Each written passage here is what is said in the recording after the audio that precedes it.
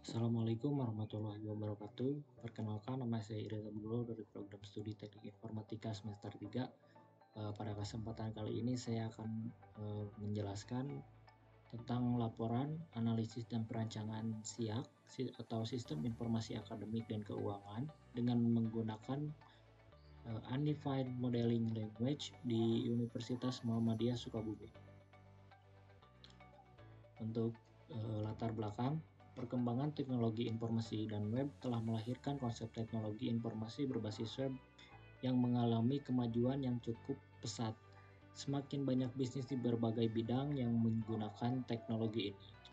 Agar proses KRS dapat berjalan dengan lancar, maka diperlukannya suatu sistem informasi yang dapat mudah diakses secara online. Selain dapat mempermudah proses KRS oleh mahasiswa, administrasi dan akademik dapat terbantu karena dengan sistem informasi tersebut, kegiatan akademik mahasiswa dapat terdokumentasi dengan lebih rapih dan lebih terstruktur. Untuk kebutuhan KRS, pengumpulan data yang dilakukan menggunakan teknik observasi atau pengamatan secara langsung. Dan berdasarkan analisis kebutuhan, di sini dapat disimpulkan bahwa kebutuhan mahasiswa yang pertama, mahasiswa harus dapat melakukan login. Yang kedua, mahasiswa dapat mengisi KRS lalu mengajukan persetujuan.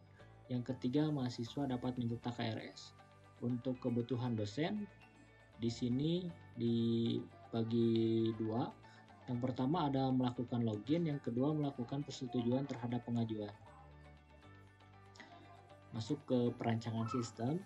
Untuk perancangan sistem di sini, sistem KRS diharapkan dapat mengatasi permasalahan yang ada dan memenuhi kebutuhan semua pemangku kepentingan.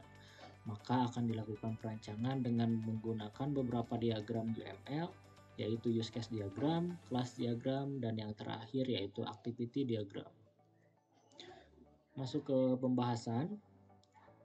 Di sini berdasarkan hasil analisis kebutuhan KRS, juga diperoleh beberapa kesimpulan, yaitu seperti akses login ke dalam sistem KRS yang mudah digunakan dan diakses.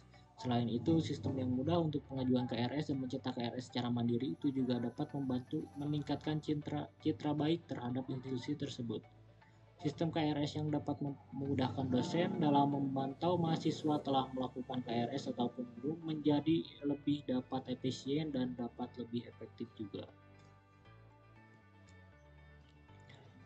Berdasarkan hasil kebutuhan analisis, ditemukan juga beberapa permasalahan pada sistem KRS ini seperti sistem KRS yang sulit digunakan ataupun sulit diakses, ataupun juga seperti sistem KRS yang tidak menyediakan informasi lengkap dan kurang akurat tentang mata kuliah tersebut. Masuk kepada solusi permasalahan. Hasil penelitian menunjukkan bahwa terdapat beberapa permasalahan dalam sistem KRS saat ini. Sistem KRS perlu diperbaiki dan ditingkatkan agar dapat lebih mudah digunakan, diakses, dan lebih informatif juga. Sistem KRS juga perlu dipermudah dalam hal pemilihan mata kuliah dan membantu dosen, sehingga pengguna dapat mendapatkan kenyamanan dalam menggunakan sistem, sehingga citra institusi pun akan terus semakin membaik ke depannya. Berdasarkan hasil pembahasan sebelumnya, terdapat kesimpulan yaitu hasil analisis menunjukkan bahwa sistem KRS saat ini belum sepenuhnya memenuhi kebutuhan tersebut. Permasalahan seperti kesulitan penggunaan, informasi yang tidak lengkap atau kurang lengkap, dan permasalahan lain yang rumit masih sering dihadapi juga. Oleh karena itu, perbaikan dan peningkatan sistem KRS ini sangat diperlukan. Sistem KRS yang lebih baik akan berdampak positif pada mahasiswa, dosen, staf administrasi, sehingga proses pengisian KRS menjadi lebih lancar, efisien, dan memuaskan. Terima kasih. Mungkin itu saja dari saya. Kurang lebihnya mohon maaf. Wassalamualaikum warahmatullahi wabarakatuh.